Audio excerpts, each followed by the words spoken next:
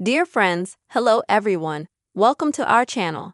In this video, I will tell you and show you why your battery can be yellow in color, as you can see in my case. But before you start the video, be sure, put a like, subscribe to our channel, and be sure to write your comments. Well, let's get started.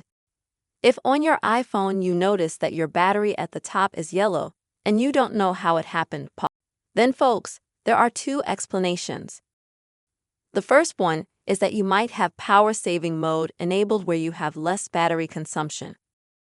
To see if that's the case, you're gonna have to go into the settings, folks.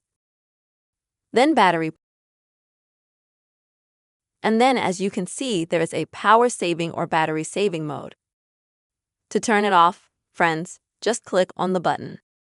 As you can see, instantly the battery sign turned black color. That is the normal color, not yellow. And the second option why you might have a yellow-colored battery is because you might have less than 20 or 15% on your charge. And so your battery is signaling to you that it's time to charge your phone, so it's yellow. So those are the options, friends, why your iPhone battery is yellow. I really hope you found this video helpful and useful.